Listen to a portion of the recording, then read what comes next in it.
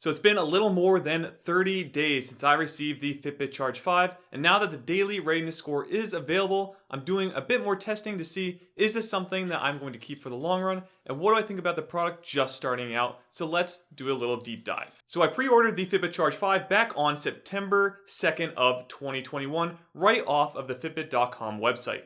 So the price at the time on Fitbit.com was $179.95. After Texas taxes, my total came out to $194.80 to pre-order the Fitbit Charge 5.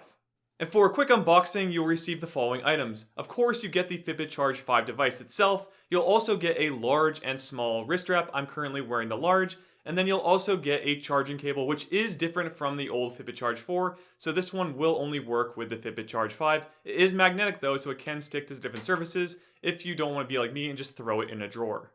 Now with that, let's take a look at our pros and cons list, starting with the pros.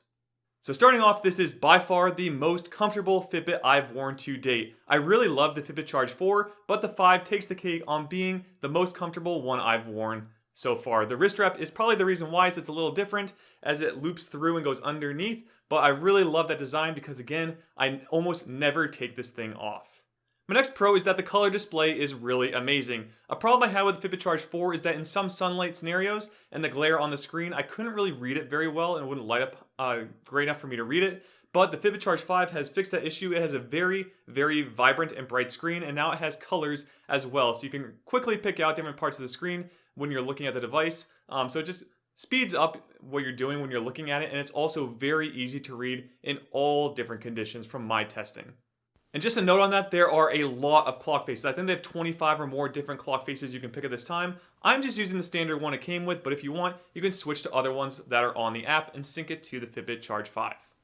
Next up is the battery life. For me, when in just normal use, so just my daily walks with my dogs and that kind of thing, it lasts 7 days for me. Now, if I go out and do something that requires a lot more of the GPS and I don't have my phone on me, so it's going straight off the device, it lasts for about 5 days for my testing. So I did do that when I took it out and just did a bike ride around my neighborhood. So it lasted about 5 days after a couple of those. But just know when I'm just regularly wearing it, doing my normal day-to-day duties, it lasts about 7 days for me. And that counts doing it with my normal workouts. So my next pro is that it is very responsive and activates whenever I want to. So again, another problem I had with the Fitbit Charge 4 is sometimes when you turned it towards you, it wouldn't activate, or it would just lock itself completely and not turn on the screen at all, even at full charge. So I did run into that a few times.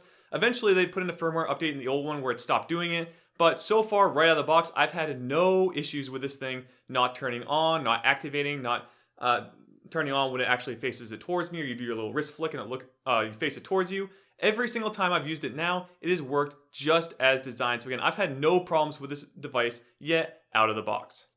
Another pro, at least for me at the time of purchase, is that this came with 6 months of Fitbit Premium. Now, if you follow this channel before, you know I hate memberships for fitness. Like, if you go to a gym, that's one thing and it's a cheaper gym, but just when you're working out at home, you do not need to be paying memberships for anything. It's the main reason I have my Renfo spin bike, because there's no additional memberships on top of having the bike itself that I have to pay for. So I have the bike and it has apps on it and I can use it as I need to. That's the same thing with the Fitbit. They give you 6 months here free, but I'm probably not going to pay for it unless the daily readiness score that has just released and I've been testing out a little bit is good enough to keep it. And that's a very big if, because it is very hard to get me to pay for a membership, so it has to be something spectacular for me to want to keep it.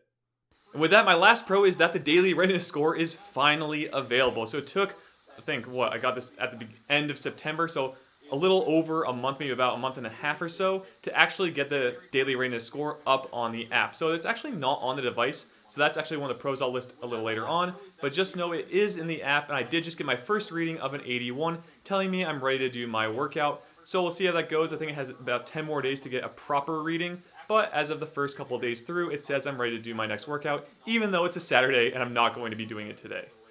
And with that, let's jump over to the cons list. So my next con, and this has come up in the last couple devices I've used, the ones that have GPS built in, is that it's not completely accurate when using your GPS and tracking where you've gone. For example, I did a test where I did the exact same bike ride twice in a row using the GPS that is on the device, In one of the goes, it shows that I actually went off the path, so the sidewalk goes a bit off the road, where it shows it properly in one of the goes. But on the second one, it shows me actually going on the road when I was on the exact same path as before. So that's something that the Fitbit, I feel like, has a harder time dealing with. It is like a GPS type of setup, so I'm not really that surprised it's a bit off. I know in other videos I've watched, it does things like cut corners sometimes and whatnot, but it was still close enough to a margin of error where I personally don't care. Maybe you're someone who wants to be exact every time, and maybe this wouldn't be the device for you because of that, but for me, it's not that big a deal because I don't even run that often or use the GPS unless I'm doing an event, so that's pretty far in between. I don't really do that many of them, so for me, it's like a minor con for me, but could be a major con for you. My next con is that there is quite a lot of glare on the screen. However, this is not taken away from me being able to read it at any time because of the great brightness and display that has come with it. So again, I can see things like I can see sunlight glare on the screen, but because the colors on this are so vibrant and come through so well, I've never actually had a problem reading it, unlike the Fitbit Charge 4 where sometimes I had to like put my hand over the device so that the sun wasn't blocking or the light wasn't glaring on it so I could actually read it. My last con is some of the apps that were removed. I'm going to list them off here. So first off, you have no music on the device again. So in the Fitbit Charge 4, they had Spotify, which was an absolute joke because it was just changing the song that you're listening to. I really wish they'd actually add something in like the Fitbit Ionic hat where you could put like a small playlist of maybe like an hour's worth of music or something on the device, but they still haven't done anything like that. So they actually just scrapped the whole Spotify part of it, which I agree with, but they put no type of music at all on the device, which is kind of, I don't want to say going backwards, but just it didn't put anything in to help add that in moving forward. Next up is they removed the weather app, and I don't know why they removed it. I would love it if actually the weather appeared on the main dashboard of their screens, but from what I can tell from the Fitbit Charge 5's point of view, or I haven't found it yet, is that there is no weather, and I like to see that on the screen. It's just something I like to do because I also use it on my phone a lot, so if it was just right on my screen and it's just available to me when I turned it over, that would be, I think, a great feature to continue using. But as a quick last note, they could add these in at a later date, but as of shooting the video right now, I'm unable to add that weather app or any type of additional music on the device. So with that, we're going to move into my final thoughts and would I buy the Fitbit Charge 5 again? And as for buying it again, absolutely. This is by far the best Fitbit I have used to date.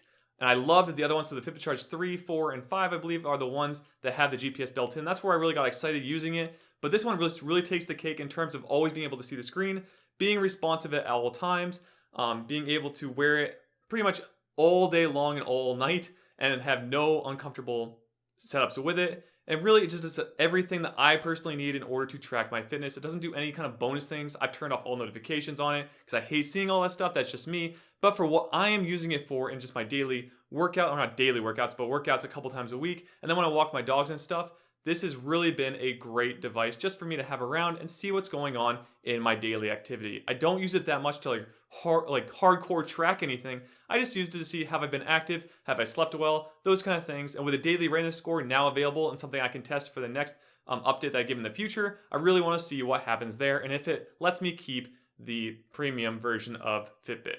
But remember, you don't need this device at all. As I mentioned before, you can get in shape without any kind of wearable at all. So don't think you need to be pressured into buying this. It's just something if you want to look at some numbers and use it to help you make decisions, that's the only reason to ever buy one of these devices. Otherwise, don't even get one. But if you want to take a look at some of my older videos, such as the first unboxing video of the Fitbit Charge 4, see the video on screen. But with that, that's the end of the video. So make sure you be fit and game on.